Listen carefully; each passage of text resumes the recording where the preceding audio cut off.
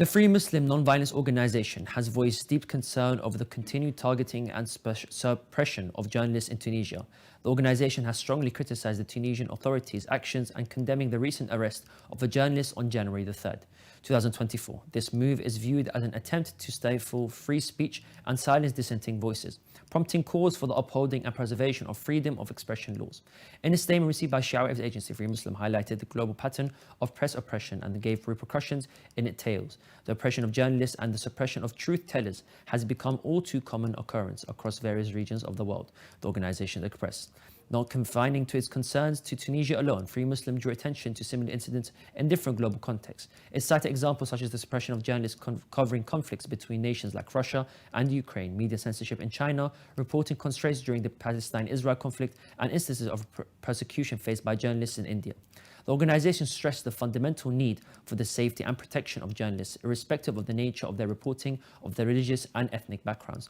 Journalists must be shielded from political persecution to ensure their stories reach the public domain, Freemuslim emphasized. Freemuslim underscored that these practices flagrantly violate constitutional articles that guarantee public rights, journalistic freedoms, and the right to peaceful expression of opposition. It issued a stern warning against the perils of sliding into tyranny and dictatorship. The organization urged the Tunisian authorities to respect freedom of the press, emphasizing the vital role journalists play in upholding democratic values and informing the public. It called for immediate measures to safeguard journalists' rights and prevent further erosion of press freedom in the country. Live with us, we have the director of the Freemuslim Organization, Mustafa Akhwand. Assalamu alaikum. Assalamu alaikum, and thank you for having me. Alhamdulillah, all good. Amidst threatened and heightened journalist arrests in Tunisia and various global regions, what motivates do you believe underlie these nations' efforts to suppress voices despite condemnation from human rights organizations? Well, I believe in general, it's two aspects. One is there is an agenda that these countries have. They have spent money to get to that agenda. And if journalists come and showcase the truth, they are disturbing the agendas that these countries have. And in addition to that, it's like a tsunami effect. If it's a small wave and journalists start to tell these stories more often, then this tsunami happens where the small wave becomes a large wave, and it changes the momentum in the country. The opposition has a voice to speak, and journalists have always given a free pass, but the free pass comes with so much expense: the expense of security, expense of safety, fear of being targeted in these countries. So unfortunately, countries want to silence the journalists who are telling the truth, and the truth that changes the momentum in the country, regardless of the cause. Some people believe that these countries should stop prosecuting journalists, and some people feel that these countries have the right to do so. But in reality, journalists should have the freedom of telling the truth without being penalized for their job. Considering the distressing circumstances faced by journalists, is there sufficient concerted action being taken by humanitarian organizations and groups to effectively confront and rectify these grave violations? Unfortunately, no, and I'm very sad to say not only on the humanitarian level, there's not enough work to be done as far as the NGOs go on the ground or outside the country, paying attention to the news that's happening.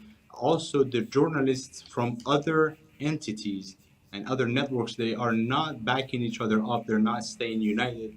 When something happens against, for example, XYZ network or XYZ broadcaster, others may not pay so much attention to it. But we have seen in the past where when a journalist was killed or disappeared by a country, when people united, journalists and civilians, they united into sharing the story repeatedly, that particular country changed the way that they were suppressing the news and oppressing the news agencies in general. So I believe that it needs to be a united effort between NGOs, also civilians, anyone who is interested in the truth, and reassuring that people are exposed to the real happening on the ground, circumstances, the real news. Also, what we noticed was China used this method where they made fake news at the beginning of when they were oppressing the Uyghur minority.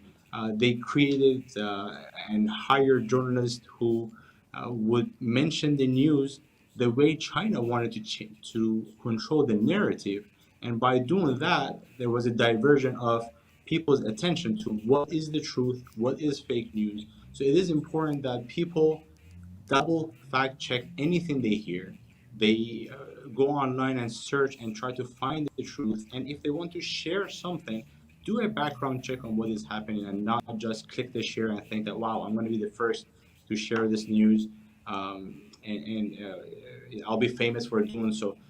People are an element of change in every society. Journalists are not aliens or people from other countries or other planets. Journalists are people who pay attention to the news of a country because they're dedicated and passionate about that country. And it is their job to showcase the truth. As civilians, as people who read the news, we also have the responsibility to make sure we pass on the news that someone has risked their life to obtain, as opposed to someone who's hired by a country just to say whatever the country wants and again control the narrative. Indeed, indeed. That was live from Washington, D.C., the director of Free Muslim Organization, Mujtaba Akhund. Thank you very much for your time. Thank you.